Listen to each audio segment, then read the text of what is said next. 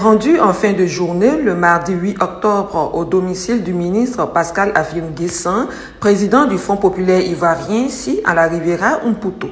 Cette délégation était porteuse du message de réconfort du président Laurent Gbagbo suite au décès du frère aîné du président du FPI.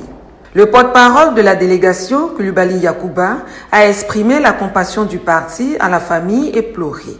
Selon lui, le président Laurent Gbagbo assure son soutien à la famille éplorée et se tient disponible pour toutes les étapes des obsèques.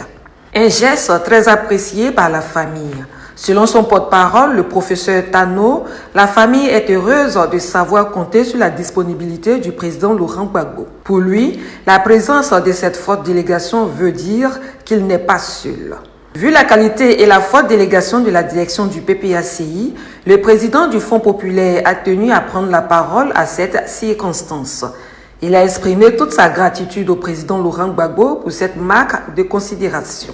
Le président du Front populaire ivoirien considère cette visite de compassion symbolique. Il a infiniment remercié le président Laurent Gbagbo pour son geste combien de fois réconfortant. Je prends largement à mon compte tout ce que le professeur Tano a dit pour marquer, je dirais, toute la reconnaissance du parti et des membres de ma famille par rapport à cette délégation que le président Laurent Gbagbo a bien voulu nous envoyer à l'occasion de cette triste situation. Et je voudrais donc encore une fois dire infiniment merci au président Laurent Gbagbo pour ce geste combien symbolique et réconfortant à plusieurs titres. Réconfortant parce que, comme le professeur l'a dit, en pareille circonstance, ce sont ces gestes qui soulagent. Ce sont ces gestes qui permettent de ne pas se sentir seul, de savoir aussi qu'on compte dans la société. La mort en général est un moment d'évaluation de la vie de chacun d'entre nous. Si vous avez mené une vie qui vous aurait permis de nouer des relations, d'être utile à la société, à la communauté, c'est ce moment-là que tous ceux qui se sont sentis touchés par des gestes d'amitié, de fraternité, de solidarité se manifestent.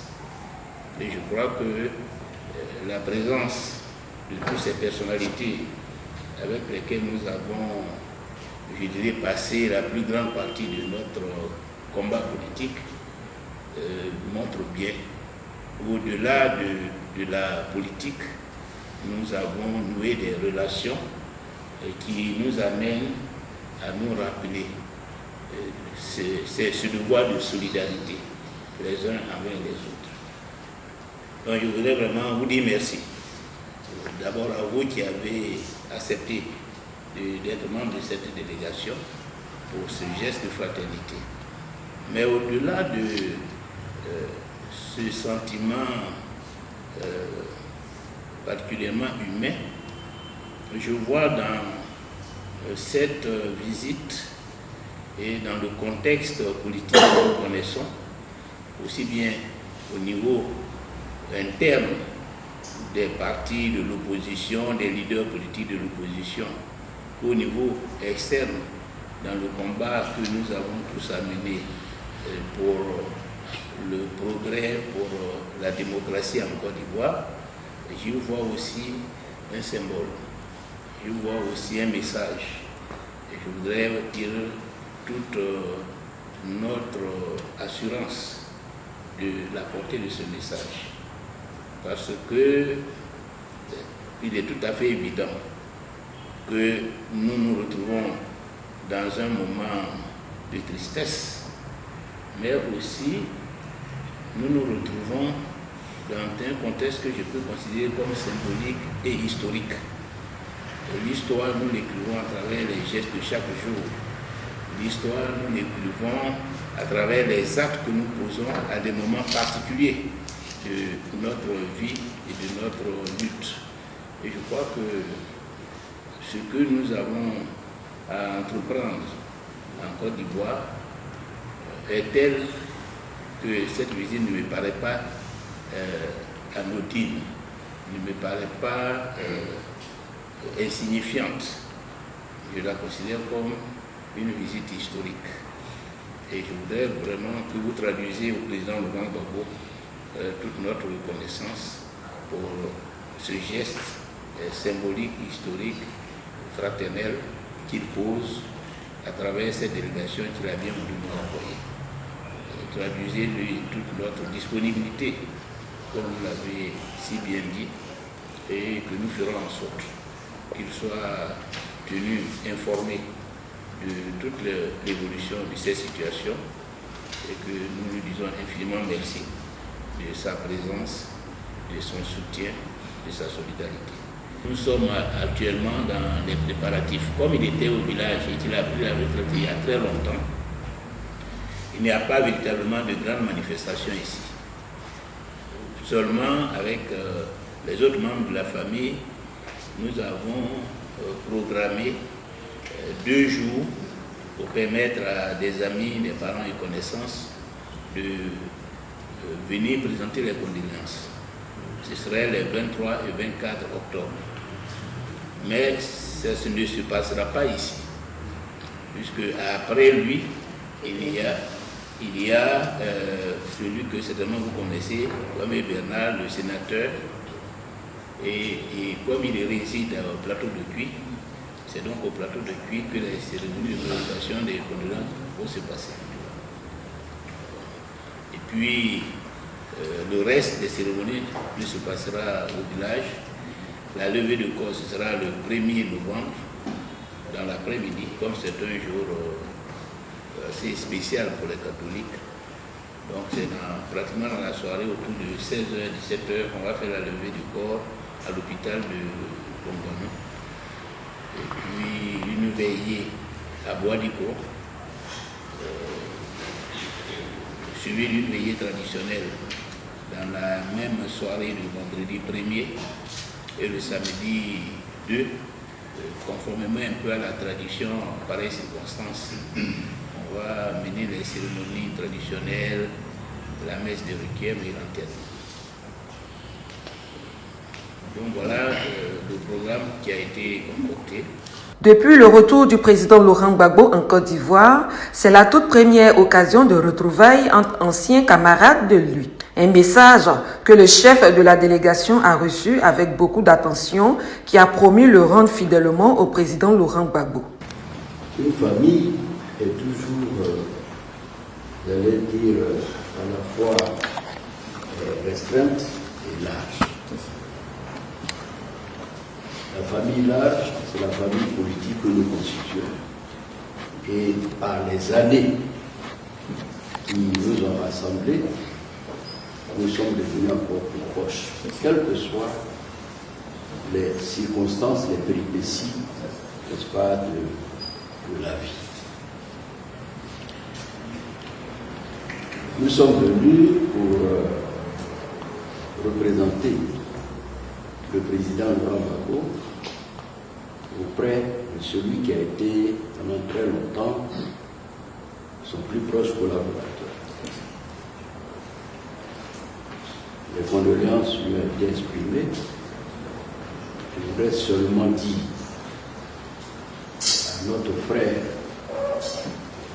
au président Afi, que tous ceux qui sont là sont venus pour lui apporter leur compassion, mais pour dire que les liens qui ont été noués dans le passé sont toujours forts.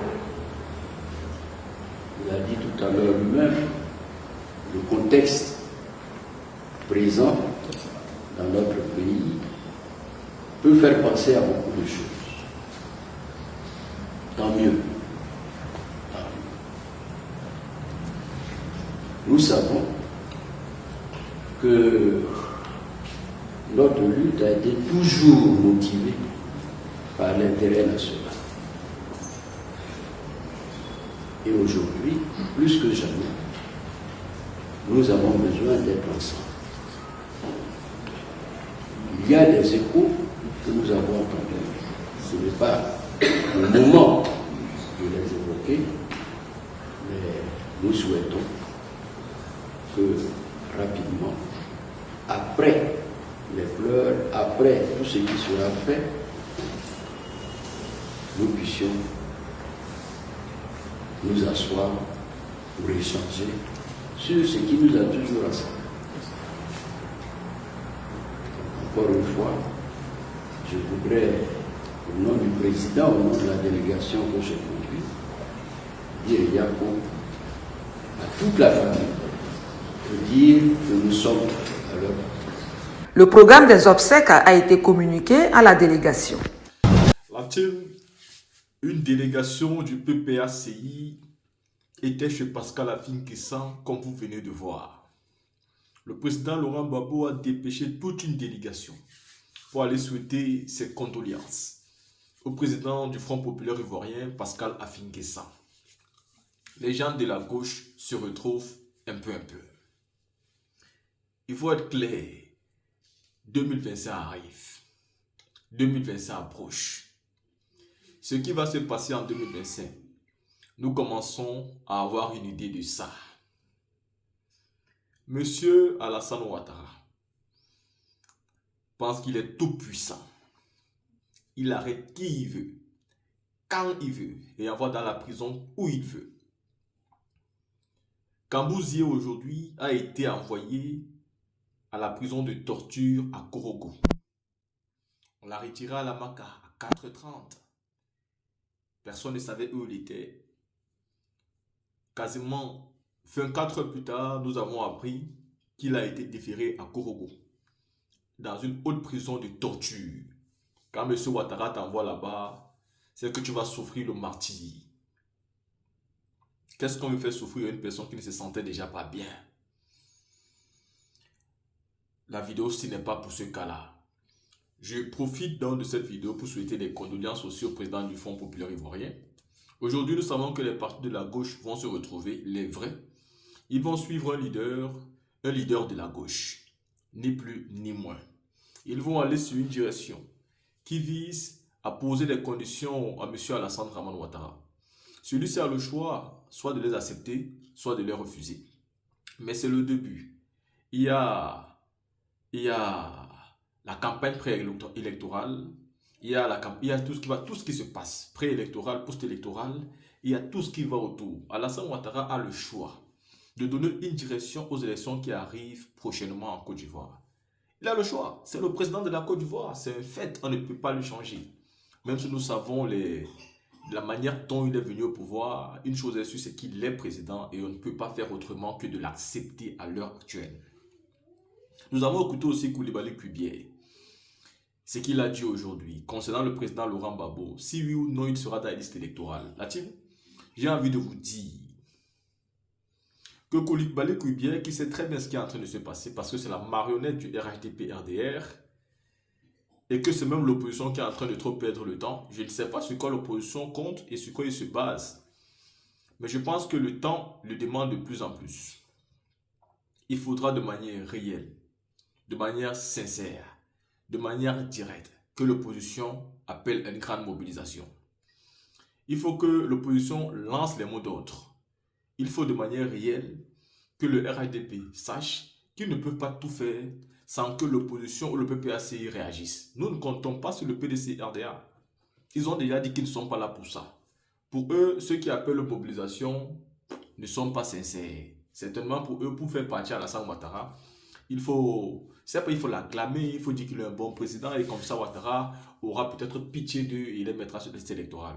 Nous attendons pour voir ça. La team, vous venez d'écouter ici ce que la délégation envoyée par le président Laurent Gbagbo et dont Hubert Oulaye a été le porte-parole. Mais aussi, vous avez écouté Pascal Afin-Guessan qui a exprimé sa reconnaissance vis-à-vis de tous ceux qui sont venus, mais aussi du président Laurent Gbagbo. Et c'est ça, l'homme, le président Laurent Gbagbo. Il est toujours là dans les moments difficiles, même quand vous avez des différences. C'est à saluer et c'est à féliciter.